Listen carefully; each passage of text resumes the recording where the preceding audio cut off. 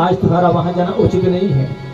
तुम्हारा अपमान हो सकता है, तुम्हारा तिरस्कार हो सकता है, इसलिए देवी हमें वहां नहीं जाना चाहिए।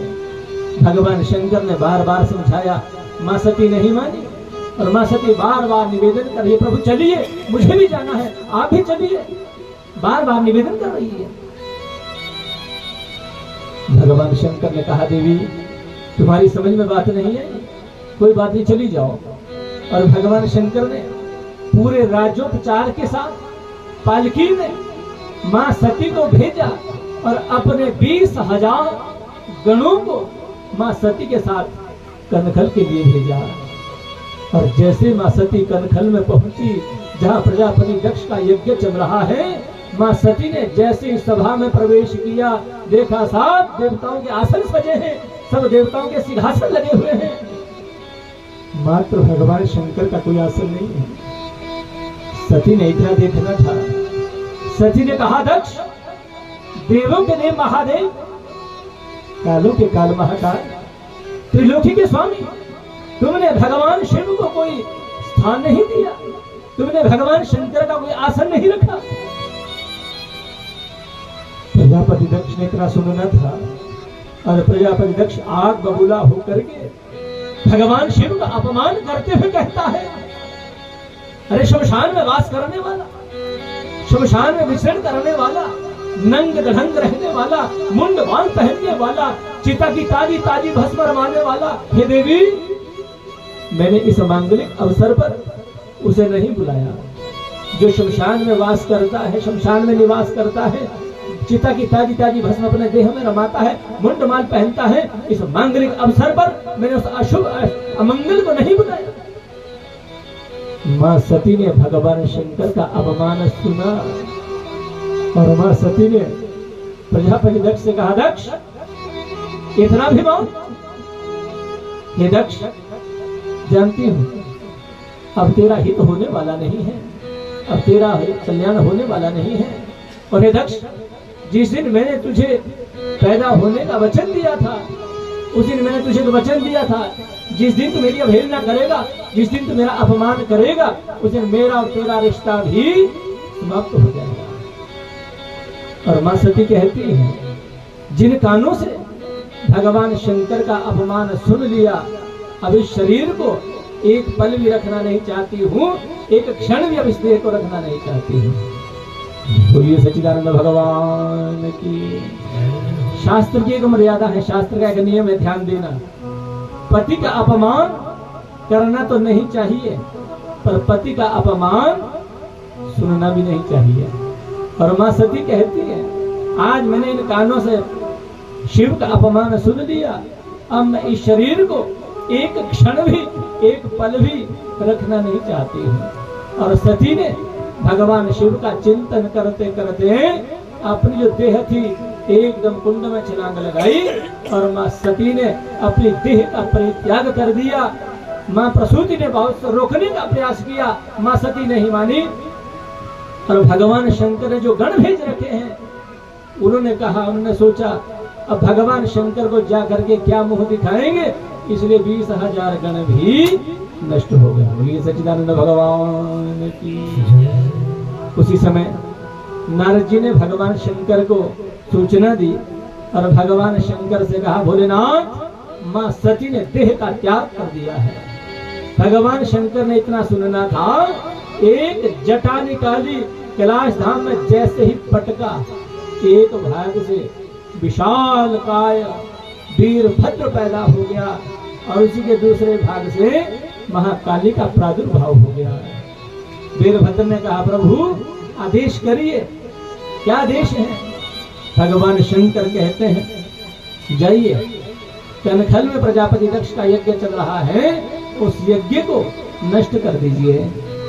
और जैसे ही वीरभद्र अपनी विशाल काय सेना को लेकर के आ रहा है, भगवती महाकाली अलग अलग 9 भागों में भक्त होकर के तांडव नृत्य करती हुई खड्ग और कृपाण को लेकर के, थप्पड़ लेकर के मां काली भी तांडव नृत्य करती हुई कनखल की ओर जा रही है। बोलिए सच्चिदानंद भगवान की। हाहाकार मच रहा है और जैसे वीरभद्र की विशाल सेना चलनी आरंभ हुई, हाहाकार मच रहा है, बादल गरज रहे हैं, बिजली कड़क रही है, घनघोर वृष्टि होनी आरंभ हो गई और ऐसा लग रहा है जैसे आज कनखल की ओर स्वयं समुद्र आ रहा है और चारों ओर हाहाकार मचता जा रहा है।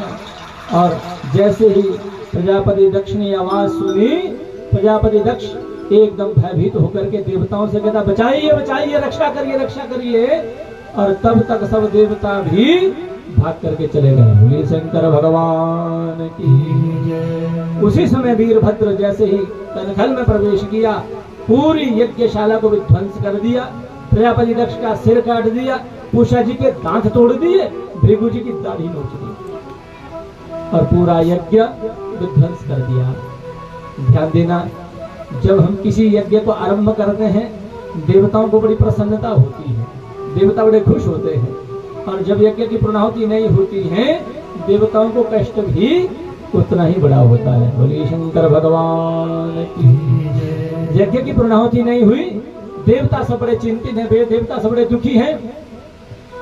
और उसी समय सब देवताओं ने दुखी होकर के, चिंतित होकर के भगवान शिव की शरण ग्रहण की और भगवान शंकर से प्रार्थना की, भोलेनाथ कृपा करिए, आप तो आशुतोष हैं, आप तो दीन बंधु हैं, दीनानाथ हैं, प्रभु अपराध हुआ, गलती हुई, क्षमा कर दीजिए।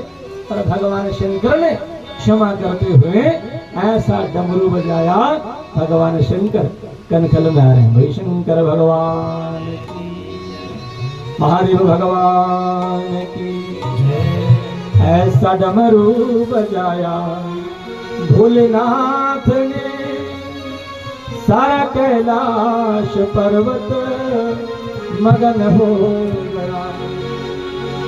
ऐसा डमरू बजाया भोलेनाथ ने, सारा कैलाश पर्वत मगन हो गया। ऐसा डमरू बजाया भोलेनाथ ने, सारा कैलाश पर्वत मगन हो गया। ऐसा डमरू बजाया भोलेनाथ ने, सारा कैलाश धुन में मगन हो गया। ऐसा डमरू बजाया भोलेनाथ ने, सारा कैलाश धुन में मगन हो गया। सारा कैलाश धुन में मगन हो गया। सारा कैलाश धुन में मगन हो गया। सारा कैलाश धुन में मगन हो गया।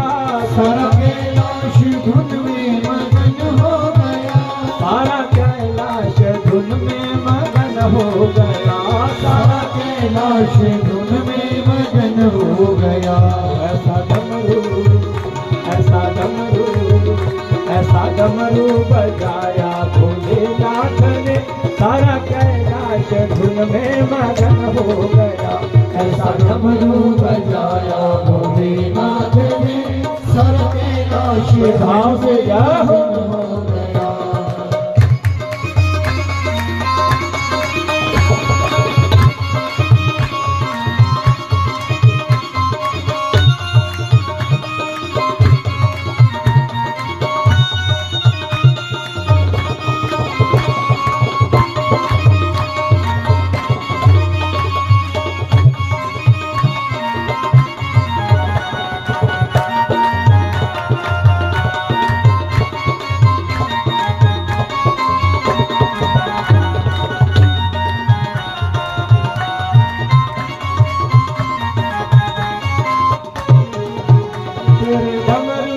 धुन बाबा ब्रह्मा सुनी, तेरे डमरू की धुन बाबा ब्रह्मा सुनी।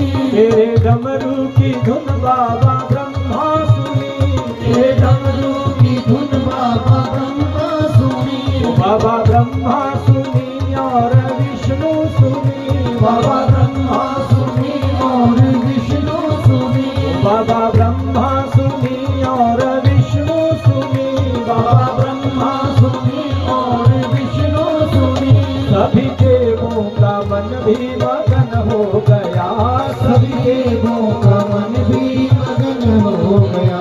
ऐसा डमरू, ऐसा डमरू, ऐसा डमरू बजाया भोलेनाथ ने, सारा कैलाश धुन में गया। ऐसा डमरू बजाया भोलेनाथ ने, सारा कैलाश धुन में मगन हो गया।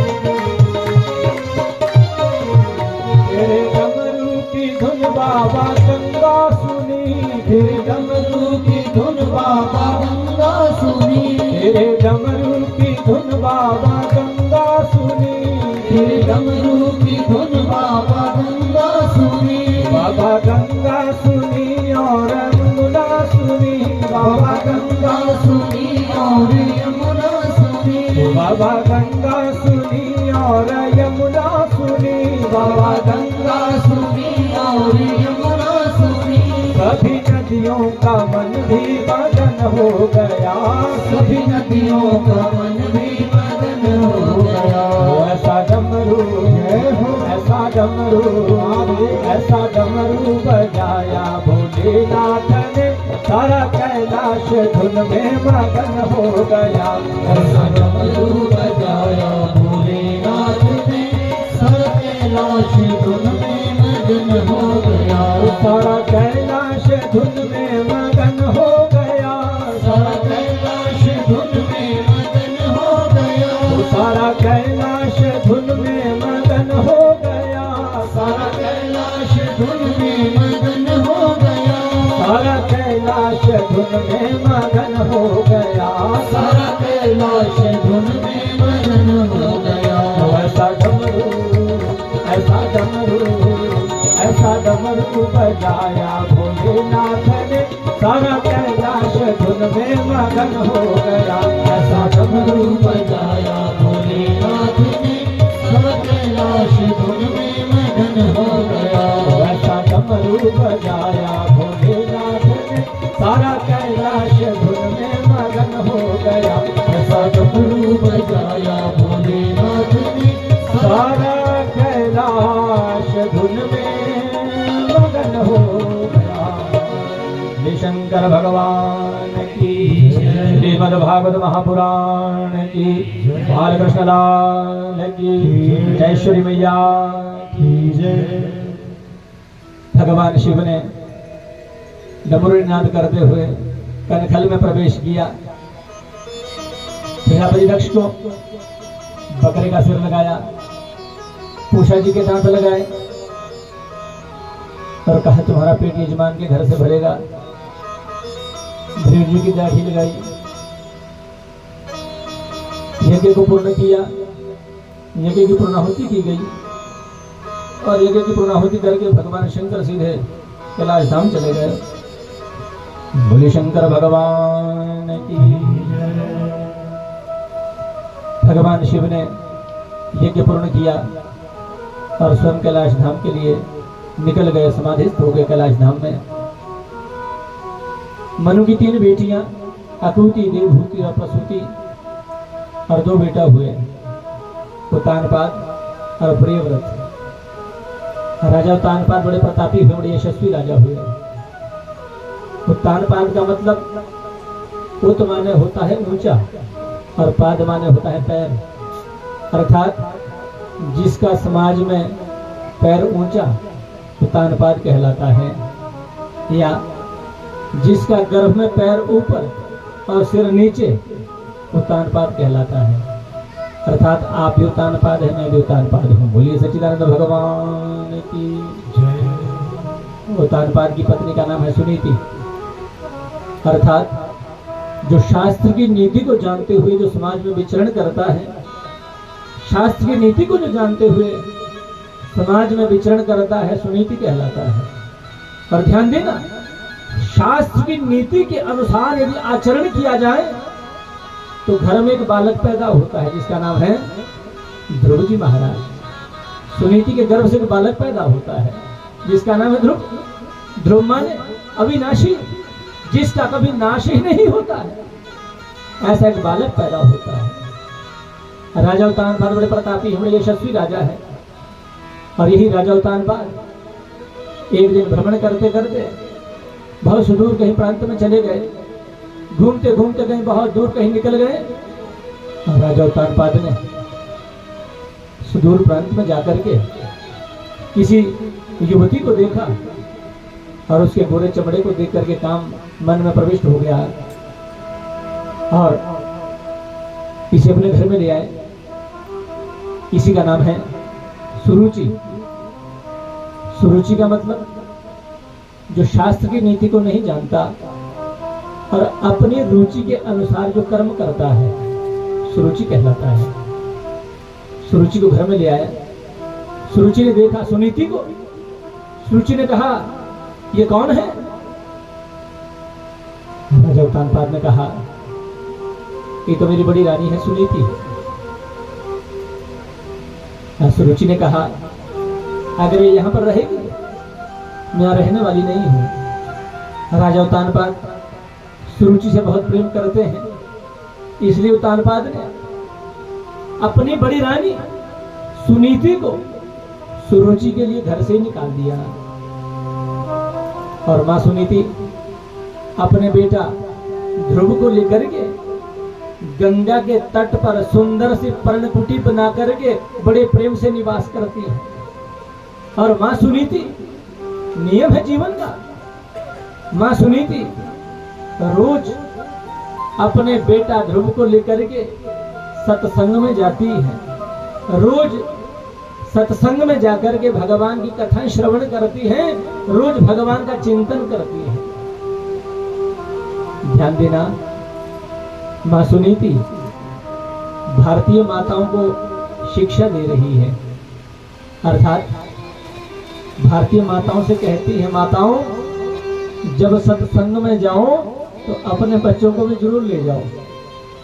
आज के समय में आवश्यकता है बच्चों को सत्संग की, क्योंकि कॉन्वेंट स्कूलों में न राम के विषय में पढ़ाया जाता, न कृष्ण के विषय में बताया जाता, न हमारे सनातन के विषय में पढ़ाया जाता। आज बच्चों को आवश्यकता है सत्संग की आवश्यकता है। अर्थात मां सुनीति भारतीय माताओं को उपदेश दे रही है, जब सत्संग में जाओ तो अपने बेटा को भी जरूर लेकर के जाओ। और ध्यान देना, जितना बच्चा सत्संग से सीखता है, बड़ा सीख नहीं सकता है, क्योंकि बड़े के पास पात्र खाली होता नहीं है। छोटे बच्चे सत्संग से बहुत कुछ सीखते हैं। कुछ लोग कहते हैं कि बच्चे तो सत्संग में ऊधम मचाते हैं, बच्चे उछल कूद करते हैं, अरे थोड़ा सा डांट देंगे बच्चा एकदम बैठ जाता है। मां सुनीति रोज सत्संग में जाती है अपने बेटा ध्रुव को लेकर के। एक दिन महात्मा ने कहा, बेटी जानते हैं तुम रोज सत्संग में आती हो अपने बेटा को लेकर के, हे देवी आज कुछ देने का मन हो रहा है, मांगो। क्या मांगना चाहती हो, क्या लेना चाहती हो? मां सुनीति ने कहा, बाबा जो मुझे मिला है संसार के हर जीव को नहीं मिलता है। हे बाबा, आप जैसे महात्माओं के मुख से कथा सुनने को मिलती है, आप जैसे संतों का दर्शन हो जाता है, क्या लेना है बाबा? कुछ इच्छा नहीं है? नहीं बेटी, फिर भी हम कुछ देना चाहते हैं, मांगो। क्या मांगना चाहती हो? सुनीति ने कहा, बाबा वैसे तो कोई लालसा नहीं है, वैसे तो कोई इच्छा नहीं है, फिर भी देना चाहते हो, एक वचन चाहिए। क्या? बाबा मेरी जो छोटी बहन है ना सुरुचि, अभी तक उसके गर्भ से कोई बालक पैदा नहीं हुआ है, अगर देना चाहते हो बस इतना वरदान चाहिए, मेरी छोटी बहन है सुरुचि, उसके गर्भ से भी एक बेटा पैदा हो जाए। किसी माँ में इतना साहस है, किसी माँ में इतना सामर्थ्य है, जिस सौतन की वजह से घर से निकलना पड़ा, पर्णकुटी बना करके गंगा के तट पर अकेली रहती है, उसी बहन के लिए मांग रही है उसके गर्भ से भी बालक पैदा हो जाए। महात्मा ने कहा, बेटी जिसकी वजह से इतना दुख भोगना पड़ रहा है, जिसकी वजह से इतना कष्ट तुम्हें भोगना पड़ रहा है, उसके लिए मांगती हो बेटा हो जाए। जिसने तुम्हें इतना दुख दिया है, जिसने तुम्हें इतना कष्ट दिया है, उसके लिए पुत्र मांगती हो। बाबा, न कोई किसी को दुख देता है, न कोई किसी को सुख देता है, ये तो मेरा अपना प्रारब्ध है, अपना कर्म है। सुरुचि का इसमें कोई दोष नहीं है, ये मेरा अपना कर्म है और अपने कर्मों का भोग दे रही है, इसमें सुरुचि का कोई दोष नहीं है। महात्मा ने कहा, बेटी तुम कहती हो तो अवश्य ही सुरुचि के गर्भ से भी एक बालक पैदा होगा, पर वचन देते हैं तेरा जो बेटा होगा बड़ा यशस्वी होगा, बड़ा प्रतापी होगा, भगवान का अनन्य भक्त होगा, और जो सुरुचि का बेटा होगा बड़ा उद्यमी होगा, अहंकारी होगा, बड़ा अभिमानी होगा। मां सुनीति वचन लेकर के आई और धीरे धीरे समय आया, सुरुचि के गर्भ से भी एक बेटा ने जन्म लिया, उसी का नाम उत्तम रखा गया। उत्तम माने अहंकार, अभिमान। धीरे धीरे समय व्यतीत हो रहा है।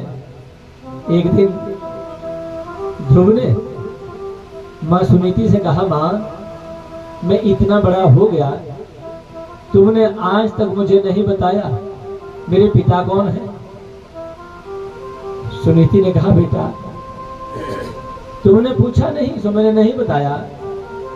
और हे ध्रुव, तू किसी साधारण मनुष्य का पुत्र नहीं है, तू किसी साधारण मानव का पुत्र नहीं है। अरे तेरे पिता तो बहुत बड़े राजा है, तेरे पिता तो बहुत बड़े महाराजा है, और तुम्हारे पिता का नाम है उत्तानपाद। ध्रुव ने इतना सुनना था और ध्रुव भागे भागे दौड़े दौड़े गए, महल में प्रवेश किया। राजा उत्तानपाद सिंहासन पर बैठे हैं और जैसे ध्रुव दौड़े दौड़े गए, एकदम पिता की गोद में जैसे चढ़ने का प्रयास किया, पिता की गोद में जैसे बैठना चाहा, उसी समय सुरुचि ने देखा और हाथ से पकड़ करके जमीन पर पटकते हुए कहा, ज्यादा लालसा है इस गोद में बैठने की, ज्यादा इच्छा है इस गोद में चढ़ने की। ध्रुव ने कहा, मां क्या ये मेरे पिता नहीं है, क्या ये मेरे पिताश्री नहीं है। सुरुचि ने कहा, ये तेरे पिता तो हैं, पर मैं तेरी मां नहीं हूं। जितना इनका पिता होना आवश्यक, उससे कहीं ज्यादा जरूरी है मेरा मां होना। ज्यादा इच्छा है, ज्यादा लालसा है इस गोद में चढ़ने की, जाइए वन में चले जाओ, भगवान को प्राप्त कर लो, और यदि भगवान मिल जाए तो भगवान से एक ही वरदान मांगना, मैं सुरुचि के गर्भ से जन्म ले लूं। अर्थात भगवान का भी अपमान किया है सुरुचि ने। एक साधन और तीसरी साध्य वस्तु जो सबसे ऊपर, साधक बना दिया ध्रुव को, साधन बना दिया भगवान को। भगवान मिले तो ये कहना, हे भगवान सुरुचि के गर्भ में चला जाओ, अर्थात अपने गर्भ को इतना श्रेष्ठ बता दिया कि भगवान से कहना सुरुचि के गर्भ से जन्म ले। ध्रुव पर इस बात का ऐसा असर हुआ जैसे किसी काले सर्प पर डंडे का प्रहार करने से जैसे वो सर्प क्रोध में भरता है, ऐसे ही ध्रुव क्रोध में भर करके भागे भागे दौड़े दौड़े आए, मां सुनीति के पास पहुंचे, रोना धोना आरंभ किया। सुनीति ने कहा, क्या हुआ, किसी ने मारा, किसी ने डांटा। किसी ने कहा, सुरुचि ने इसका अपमान किया है। और ध्रुव ने जैसे उस सुरुचि के लिए अनाप शनाप कहना आरंभ किया, गाली गलौज करना आरंभ किया, मां सुनीति ने मुंह पकड़ते हुए कहा, ना बेटा ऐसी गलत बात नहीं करते हैं। अरे जिसने तुझे भगवान से मिलने की प्रेरणा दी है, जिसने तुम्हें भगवान से मिलने के लिए कहा है, अरे तेरी सच्ची बात तो सुरुचि है। आज जाना है, अभी चले जाओ। और ध्यान देना, अभी ध्रुव की आयु है मात्र 5 वर्ष की, और 5 वर्ष के ध्रुव से, 5 वर्ष के बालक से मां कहती है, निकल जाओ, वन में चले जाओ और भगवान को प्राप्त कर लो। और 5 वर्ष के ध्रुव, बहुत छोटी अवस्था है 5 वर्ष की, और 5 वर्ष का बच्चा भगवान को ढूंढने के लिए वन में गया है। और मार्ग में कहीं नारद जी का दर्शन हुआ, नारद जी ने कहा, बेटा कहाँ जा रहे हो इतने छोटे बालक? ध्रुव ने कहा, बाबा मैं तो भगवान ढूंढने जा रहा हूँ, भगवान को प्राप्त करने जा रहा हूँ। नारद जी बोले, मालूम वन में बड़े बड़े जीव रहते हैं, हिंसक जीव, तुझे कोई मिल गया, कोई बाघ मिल गया, कोई चीता मिल गया, कोई भालू मिल गया, तेरा नाश्ता कर जाएंगे। ध्रुव बोले, बाबा मेरी माँ ने मुझे बताया है, मेरी माँ ने मुझे कहा है कि जो भगवान मुझ में बैठा है, जंगल के जितने जीव हैं, संसार का जितना जीव है, उन सब में वही भगवान बैठा है। अच्छा ठीक है, तुझे कोई जीव नहीं मिलेगा, अरे भूख लगेगी, घर में माँ ताजा ताजा भोजन देती थी, वन में भूख लगेगी, तुझे भोजन कौन देगा? तुझे भोजन बना करके कौन परोसेगा? ध्रुव ने कहा, बाबा जब मैं गर्भ में था, जब मैं गर्भ में उल्टा करके लटका हुआ था, मेरे भोजन की व्यवस्था करने वाला कोई था। जब मैं संसार में आया तो मेरे भोजन की व्यवस्था करने वाला परमात्मा था। जब मेरा जन्म हुआ, मेरी माँ के स्तनों में दूध देने वाला वही परमात्मा, वही ईश्वर था। स्तन तो पहले भी था, पर जैसे ही बच्चे का जन्म होता है, स्तनों में दूध उमड़ जाता है। अर्थात जो मेरे गर्भ में रहते हुए भोजन की व्यवस्था कर सकता है, मेरे पैदा होने पर मेरे भोजन की व्यवस्था कर सकता है, तो क्या वन में जाने पर मेरे भोजन की व्यवस्था नहीं करेगा? नारद जी बोले, तेरा निश्चय तो बड़ा पक्का है। अच्छा ठीक है, तुम जा रहे हो भगवान को प्राप्त करने के लिए, क्या जीवन में कोई गुरु बनाया है? भगवान की प्राप्ति के लिए गुरु का होना आवश्यक है। और जीवन में गुरु दो प्रकार के, एक होते हैं शिक्षा गुरु और दूसरा होता है दीक्षा गुरु। बिना दीक्षा के प्रभु प्राप्ति कठिन विषय है। बोलिए सच्चिदानंद भगवान की। दुकारस्य अंधकारास्य ऋकारस्तमा निरोधका अंधकार निरोधत्वा गुरुरित्यभिधीयते। दो शब्द हैं, गु और रु। एक गु जो शब्द है अंधकार का वाचक, और रु जो शब्द है प्रकाश का वाचक है। जो हमें अंधकार से प्रकाश की ओर ले जाए, दीक्षा गुरु कहलाता है। ध्रुव ने कहा, बाबा अभी तक तो गुरु मिला नहीं, और आपका परिचय? बेटा मेरा नाम है नारद। ध्रुव बोले, तो आपसे बढ़िया गुरु तो कोई मिल भी नहीं सकता है, आप दीक्षा दीजिए ना। ध्रुव को दीक्षा मंत्र दिया, और यहीं से ध्रुव जी महाराज यमुना के तट में मधुबन में जाकर के एक पैर पे खड़े होकर के दोनों भुजाएं उठा करके ओम नमो भगवते वासुदेवाय, ओम नमो भगवते वासुदेवाय, ओम नमो भगवते वासुदेवाय, बड़े प्रेम से मंत्र चल रहा है। और जैसे ही पहला महीना आरंभ हुआ, ध्रुव जी महाराज मात्र तीसरे दिन में, 2 दिन कुछ खाते नहीं, तीसरे दिन फल का भक्षण करते हैं। और जैसे भजन का दूसरा महीना आरंभ हुआ, फल खाना भी छोड़ दिया। मात्र 6ठे दिन में, 6 दिन में पत्तों का भक्षण करते हैं, फल खाना भी छोड़ दिया। भजन का तीसरा महीना आरंभ हुआ, पत्ते खाना भी छोड़ दिया। मात्र 9वें दिन में पानी पीते हैं। और जैसे भजन का चौथा महीना आरंभ हुआ, पानी पीना भी छोड़ दिया। मात्र 12 दिन में सांस लेते हैं।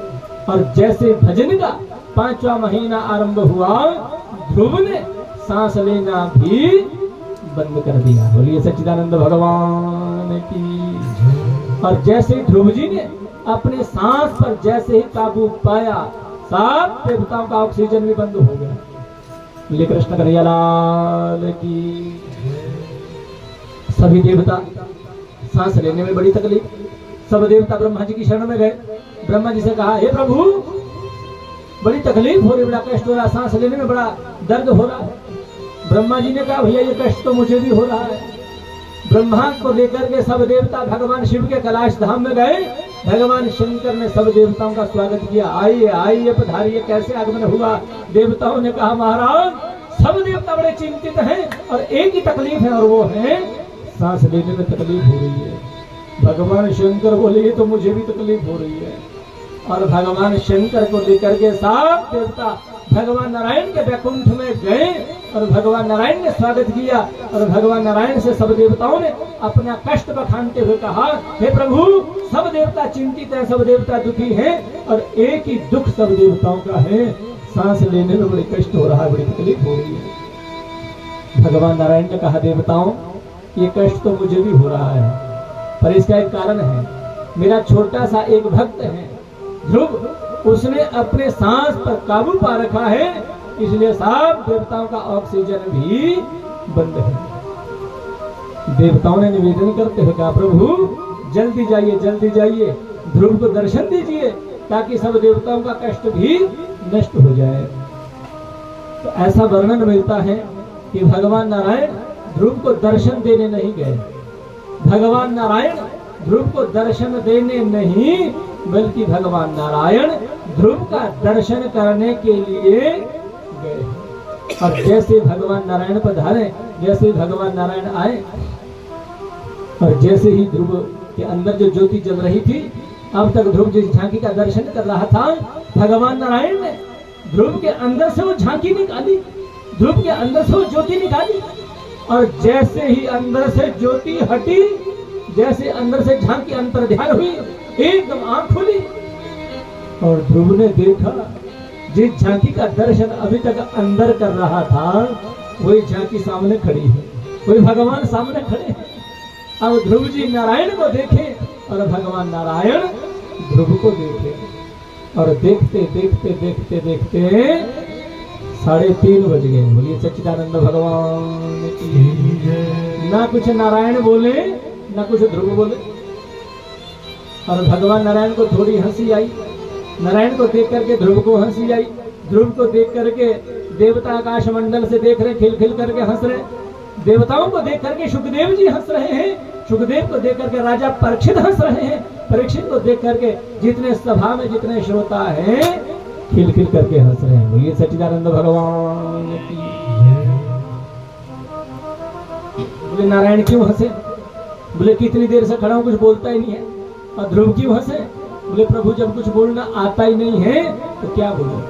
और भगवान नारायण ने अपना शंख लिया और शंख लेकर के जैसे हल्का सा कपोल पर जैसे स्पर्श किया, एकदम वेद वेदांत याद हो गया और पूरा वेद वेदांत याद होकर के अब ध्रुव जी बड़े प्रेम से स्तुति कर रहे हैं। बोलिए सच्चिदानंद भगवान की जय। यो वंत प्रविश्य मम वाचमिमां प्रसुप्तां संजीवयत् अखिल शक्तिधर स्वधाम्ना अन्याश्च हस्तचरण श्रवणत्वगादि प्राणान् नमो भगवते पुरुषाय तुभ्यं। हे प्रभु, आप वाणी में प्रवेश ना करें, वाणी बोल नहीं सकती है। हे प्रभु, आप आंखों में प्रवेश ना करें, आंखें देख नहीं सकती। हे प्रभु, आप कानों में प्रवेश ना करें, कान सुन नहीं सकते हैं। इसलिए हे प्रभु, जिस पर एक बार आपकी कृपा हो जाती है, मूकं करोति वाचालं पंगुं लंघयते गिरिं यत्कृपा तमहं वन्दे परमानंद माधवम। हे प्रभु, जिस पर तुम्हारी कृपा हो जाती है, मूक व्यक्ति वाचाल हो जाता है, लंगड़ा व्यक्ति पर्वतों को लांघना शुरू कर देता है। हे प्रभु, आपकी हम पर भी इसी प्रकार से कृपा दृष्टि बनी हुई रहे। बोलिए सच्चिदानंद भगवान की। ध्रुव ने नारायण की स्तुति की और भगवान नारायण ने कहा, मांगो क्या वरदान मांगना चाहते हो प्रभु, क्या मांगना है? आपका दर्शन हो गया। भगवान नारायण कहते हैं, ध्रुव अपनी ओर से एक लोक दे रहा हूं जिसका नाम है ध्रुव लोक। आज के बाद ध्रुव लोक के राजा तुम हो गए। जाइए राजपाट भोगिए, जाइए राजपाट भोगिए और अंत में तुम्हें मेरे धाम की प्राप्ति हो जाएगी। यहीं से ध्रुव जी लौट करके जा रहे हैं भगवान का दर्शन करके। नारद जी ने सूचना दी उत्तानपाद को, महाराज आपका छोटा सा बच्चा भगवान को प्रसन्न करके लौट करके आ रहा है। और उत्तानपाद ने हाथी से जाए, घोड़े से जाए, पालकी से जाए, पालकी उठाने वाले से जाए। और जैसे ध्रुव का दर्शन हुआ, ध्रुव से कहा, ध्रुव आइए, घोड़े पर बैठोगे, हाथी पर बैठोगे या पालकी में बैठोगे? ध्रुव ने कहा, बाबा घोड़े में भी भगवान है, हाथी में भी भगवान है, पालकी उठाने वालों में भी वही भगवान है। इसलिए ध्रुव जी पैदल आए थे और पैदल ही वापस लौट करके गए। और ध्रुव ने जैसे महल में प्रवेश किया, ध्रुव ने सबसे पहले माँ सुनीति को भी नहीं बल्कि सुरुचि को प्रणाम किया। सुरुचि कहती क्यों ऐसा अपमान करता है? अरे माँ, तुमने यदि भगवान से मिलने की प्रेरणा ना दी होती, आज मैंने भगवान को प्रसन्न ना किया होता। ध्रुव ने प्रणाम किया सुनीति को, और ध्रुव जी बड़े प्रेम से निवास कर रहे हैं। राजपाठ दिया तानपाद ने ध्रुव को, ध्रुव जी का विवाह हुआ और इनको राजपाठ दिया। तो तानपाद वन में चले गए भगवान का भजन करने के लिए। अंतिम समय आया, भगवान को प्रसन्न कर लिया। इन्हीं ध्रुव के बेटा हुए उत्कल, उत्कल के बेटा हुए अंग। ध्रुव का जब अंतिम समय जब आया, बैकुंठ से विमान आया, जैसे ध्रुव जी जाने लगे, ध्रुव ने कहा, भगवान नारायण के पार्षद ने कहा चलिए। उसी समय काली काली माता जी आई, मृत्यु देवी, और मृत्यु देवी ने कहा पहले मुझे स्वीकार करना होगा, बेटा मेरा नाम मृत्यु देवी है, पहले मुझे स्वीकार करना होगा। ध्रुव ने कहा माँ अपना सिर जरा नीचे करना। जैसे ही मृत्यु देवी ने अपना सिर नीचे किया, ध्रुव ने अपना पैर मृत्यु देवी के सिर पर रख करके भगवान के धाम को चले गए। बोलिए ध्रुव जी महाराज की। ध्रुव के बेटा हुए उत्कल, उत्कल के बेटा हुए अंग, अंग का बेटा हुआ बैन। बड़ा दुष्ट हुआ, बड़ा अत्याचारी हुआ। इसने माता पिता को बहुत दुखी किया, जैसे आजकल के बेटा करते हैं। कोई चिट्टा खा करके, कोई काला खा करके, मदिरा पान करके अपने माता पिता को बहुत प्रताड़ित करते, बहुत दुखी करते हैं। ऐसी परिस्थिति हो गई थी बहन की, और बहन ने बहुत दुखी किया अपने माता पिता को, और अंत में पिता ने अपना राजपाट छोड़ दिया, वन में चले गए। बहन के पास राज्य आ गया, और बहन ने नियम लगा दिया आज के बाद कोई पूजा पाठ नहीं होगा, आज के बाद सब पूजा पाठ बंद हो गया। बहुत समझाया, नहीं माना। अंत में इसको महात्माओं ने शाप दिया और मर गया। इसी के शरीर का मंथन हुआ। दाएं भुजा से एक पुरुष पैदा हुआ जिनका नाम है पृथ्वी जी महाराज, बाएं भुजा से नारी पैदा हुई जिसका नाम है अर्ची देवी। अयोनिज थे, दोनों का विवाह हो गया, और पृथ्वी ने पृथ्वी का दोहन किया था, और तब से इसका नाम पृथ्वी हो गया था। बोलिए सच्चिदानंद भगवान की। इन्हीं पृथ्वी के बेटा हुए अंतर्धान, अंतर्धान के बेटा हुए हविर्धान, हविर्धान के बेटा हुए प्राचीन बरही। ये प्राचीन बरही भी बड़ा प्रतापी राजा हुआ। प्राचीन बरही बहुत यज्ञ करता था, बहुत अनुष्ठान करता था, बड़े बड़े यज्ञ करता था, इसलिए इसका नाम प्राची बरही हो गया। प्राची कहते हैं पूर्व दिशा को, और बरही कहते हैं कुशा को। इसने इतने यज्ञ किए, पूरी पूर्व दिशा को कुशाओं से आच्छादित कर दिया। पर ध्यान देना, ये जब भी कोई यज्ञ करता था, जब भी कोई घर में शुभ कर्म करता था, एक जीव की बलि जरूर देता था, एक जीव को जरूर मारता था। भैया या बकरा मारता था, या मुर्गा काटता था, या कोई ना कोई जीव की बलि देता था। बोलिए सच्चिदानंद भगवान की। अब तो खैर भगवान की बड़ी कृपा है, नहीं तो जब भी घर में खीर होती थी, जब भगवती जयेश्वरी जब आती थी तो बकरा तो लगता था। अब भगवती जयेश्वरी की बड़ी कृपा होगी, भगवान का ऐसी सद्बुद्धि हर जगह आनी चाहिए। बहुत सी ऐसी परंपराएं हमारे पहाड़ों में हैं, अभी भी ये भ्रांतियां, अंधविश्वास, देवी तो मानती नहीं है। और तले वाले तो इसलिए नहीं मानते क्योंकि जीव पर देवी है। देवता मानता है पर खाने वाला नहीं मानता है। बोलिए सच्चिदानंद भगवान की। देवता देने वाला, लेने वाला देवता होता नहीं है। प्राचीन बरही इसे अभिमान और बलि करता था। एक दिन इसके यज्ञ मंडप में कहीं से नारद जी पधारे, और जैसे नारद जी आए, नारद जी ने तो रोना धोना शुरू कर दिया। प्राचीन बरी ने कहा क्या हुआ? मैंने इतने यज्ञ कर दिए, इतने अनुष्ठान कर दिए। नारद ने कहा तेरे जैसे पापी तो मैंने आज तक देखा ही नहीं। तू जो अभिमान करता है, तेरे यज्ञ कर दिए, अनुष्ठान कर दिए, तेरे जैसा पापी मैंने आज तक देखा नहीं। प्राचीन बरी बोला क्या हुआ? नारद जी बोले सिर ऊपर उठा करके देखिए। और जैसे सिर ऊपर उठा करके देखा, जितने बकरे मार रखे, जितने मुर्गे काट रखे हैं, सब मुंह खोल करके बैठे। प्राचीन बरी बोला है सब क्या है? ये तेरा इंतजार कर रहे हैं। ध्यान देना, जब हम किसी जीव की हिंसा करते हैं तो जीव एक ना एक दिन हमसे बदला लेता जरूर है। शायद कभी आप लोगों ने प्रैक्टिकल में देखा होगा, जब हम किसी बकरे को मारने के लिए, काटने के लिए अपने द्राट के नीचे जब रखते हैं, एक बार वो बकरा तिरछा करके देखता जरूर है। आज मैं तेरे द्राट के नीचे, कल कहे तू भी मेरे द्राट के नीचे जरूर आएगा। बदला है, इसलिए समय रहते हुए सुधर जाइए। अहिंसा एवं परमो धर्म, किसी भी जीव की हिंसा नहीं होनी चाहिए। भगवान ने मानव बनाया है, मानव बनकर के जीना चाहिए। हम किसी को पैदा नहीं कर सकते बंधुओं, हमें किसी को मारने का भी अधिकार नहीं है। प्राचीन वर्ही समझ में बात नहीं आई, प्रंजनोपाख्यान बताया। बोलिए सच्चिदानंद भगवान की। प्राचीन वरी ने कहा महाराज मैंने तो वही किया है जो वेदों में लिखा है।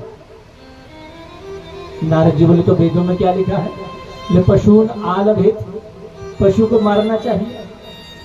प्राचीन वरी नारद जी कहते भले आदमी वेद को पढ़ना आसान, पर वेद के अर्थ को समझना कठिन विषय है। यदि हम वेद को ऊपर ऊपर से पढ़ें, ऐसा लगता है जैसे कहीं हिंसा की बात लिखी है, पर हमारे वेदों में कहीं भी जीव की हिंसा लिखी नहीं है। वेद तो परोक्षवादी है। परोक्षवादो वेदोयम पालनानुशासनम, वेद हमारे परोक्षवादी है। वेदों में कहीं भी किसी भी जीव की हिंसा की बात लिखी नहीं है। ये हमने स्वयं परंपराएं बना रखी है, ये हमने स्वयं परंपराएं तैयार कर रखी हैं, जबकि हमारा वेद इस बात के लिए आदेश नहीं देता है। एक बार कोई किसान था और वो किसान मांड पीता था। बोलिए सच्चिदानंद भगवान की। आप मांड जानते हैं? जब चावल बनता है और चावल पक करके जब तैयार हो जाता है, उसका जो पानी बचता है उसको क्या बोलते हैं? पीछ। यही बोलते होंगे, वैसे आपको तो घर से बना कर रखा, तो बोलना मत। बोलिए सच्चिदानंद भगवान की। क्या शायद आपको मेरी भाषा समझ में नहीं आ रही होगी? चावल जब पक जाता है, उसमें से जो पानी निकलता है उसे मांड कहा जाता है। पीछ भी अपनी रोज मांड पिया करता था।